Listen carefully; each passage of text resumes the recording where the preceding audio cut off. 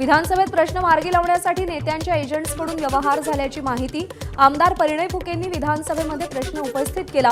तसंच या संदर्भातल्या सगळ्या ऑडिओ क्लिप गृहमंत्र्यांना देणार असल्याची माहिती। कोणत्याही राजकीय पक्षांचे नेते आणि एजंट्स तसंच गैरफायदा घेणाऱ्यांवर कारवाई केली जाईल। मंत्री योगेश कदम यांचं आश्वासन। हलगर्जीपणा खपवून घेणार नाही, कदम यांचा इशारा।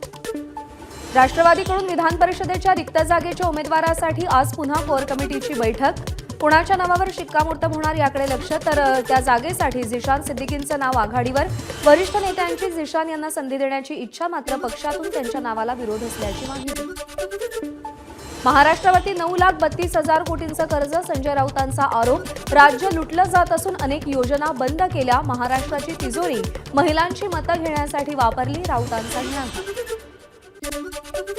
धनंजय मुंडेंचा आजचा परळी दौरा रद्द। मंत्रिपद गेल्यानंतर पहिल्यांदाच ते परळीत जाणार होते, मात्र अचानक त्यांचा हा दौरा रद्द झालाय। नाशिकमध्ये कृष्णा आंधळेबाबतचा कोणताही पुरावा आढळला नाही। गंगापूर रोड भागात कृष्णा आंधळे दिसल्याचा स्थानिकांचा दावा। दाव्यानंतर पोलिसांनी दिवसभर शोध मोहीम राबवली। अनेक भागातलं सीसीटीव्ही फुटेजही पोलिसांनी तपासलं। बीडवरून गेलेल्या पोलीस पथकानं सतीश भोसलेचा ताबा घेतला। प्रयागराज एअरपोर्ट पोलीस ठाण्यातून त्याचा ताबा घेतला। आज संध्याकाळपर्यंत बीडमध्ये त्याला आणलं जाईल। खोक्या 6 दिवस कुठे राहत होता याची माहिती एबीपी माझाच्या हाती। पुण्यामध्ये 2 दिवस मुक्काम होता।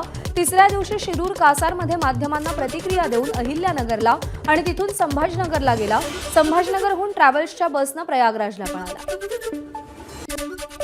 सतीश भोसले उर्फ खोक्याची हद्दपारी निश्चित। पोलिसांनी दिलेल्या हद्दपारीच्या प्रस्तावाला मान्यता। उपविभागीय दंडाधिकाऱ्यांनी मान्यता दिल्यानं बीडमधून हद्दपार होणार। बीड कोर्टापुढे हजर होण्याआधीच त्याची तडीपार। पत्रकार तुषार खरात यांचं पोलीस कोठडीमध्ये अन्न पाणी त्याग आंदोलन। तुषार खरात यांच्या वकिलांची माहिती। तुषार खरात यांनी अन्न पाण्याचा त्याग केलाय। जयकुमार गोरेंची बदनामी केल्याचा खरात यांच्यावर आरोप आहे।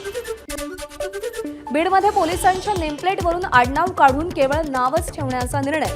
बीडमधील वाढलेला जातीय तणाव कमी करण्यासाठी बीड पोलीस अधीक्षक नवनीत कौवत यांचा निर्णय।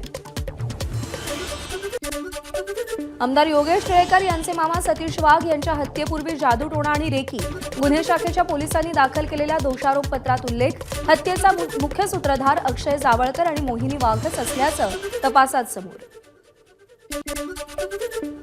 मल्हार सर्टिफिकेशनच्या नावाचं मार्तंड देवस्थानचे मुख्य विश्वस्त अभिजित देवकातेंकडून स्वागत, तर विश्वस्त राजेंद्र खेडकरांकडून विरोध। जेजुरीमधल्या ग्रामस्थांचाही मटण सर्टिफिकेशनला मल्हार नाव देण्यास विरोध।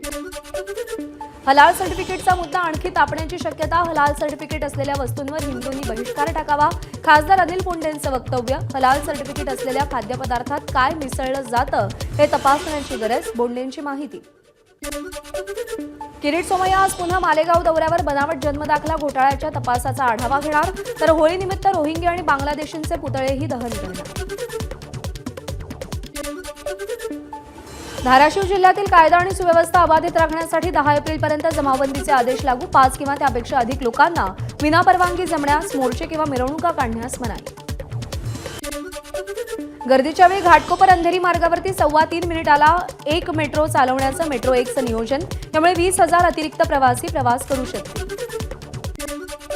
मुंबईमध्ये कमाल तापमानाची नोंद 38.6 अंश सेल्सिअस। 4 दिवसात तापमान 38 ते 40 अंशांवर जाईल। त्यामुळे नागरिकांनी काळजी घेण्याचं प्रशासनाचं आवाहन।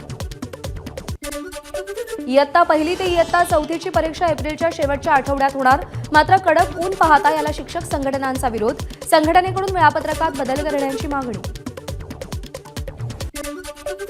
वीज वाहून नेणाऱ्या ग्रीडमध्ये गुजरात राज्यात तांत्रिक बिघाड। त्यामुळे काल 55 मिनिटं मुंबई, ठाणे, पुण्यात वीज पुरवठा खंडित। भारनियमन केलं नसतं तर राज्याचा वीज बिघाडाचा फटका बसला असता, वीज अधिकाऱ्यांचं मत।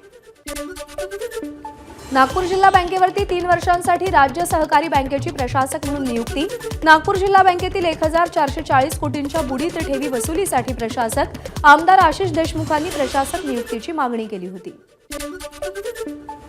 धाराशिवच्या सिरसावमध्ये जिल्हा परिषदेच्या शाळेची दुरावस्था। जीर्ण इमारतीमध्ये विद्यार्थी जीव मुठीत घेऊन शिक्षणाचे धडे घेत आहेत। इमारतीची दुरुस्ती करण्याची मागणी होती। एबीपी माझा, उघडा डोळे बघा नीट।